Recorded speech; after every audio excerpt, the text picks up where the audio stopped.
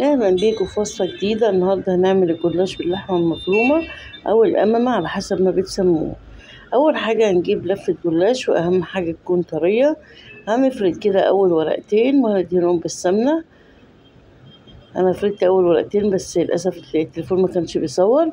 دي اول ورقتين انا فرشتهم ودهنتهم بالسمنة.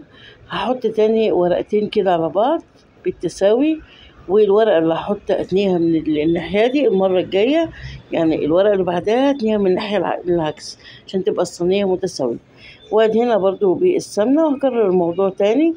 شايفين انا هتنيها المرة دي من الناحية اليمين، المرة اللي فاتت تنيتها من الناحية التانية، عشان لو تنيتها كلها من ناحية واحدة تبقى عالية من ناحية وواطية من ناحية، فلازم التنسيق عشان الصينية كلها تطلع سوا واحد. بعد ما حطيتها هدهنها برضو بالسمنة.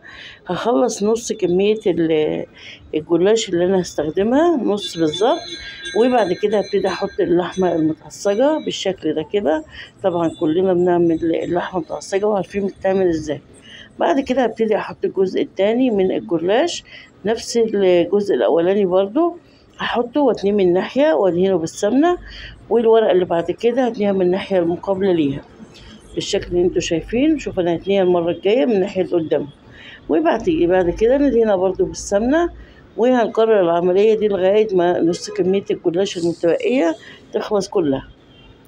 بعد ما كمية الجلاش تخلص بنفس الطريقة اللي انا هنعملها دي كده، اه شايفين لازم اهم حاجة تدهنوها علشان الدهين ده بيخلي الورقة تطلع مورقة والجلاش يطلع مورق.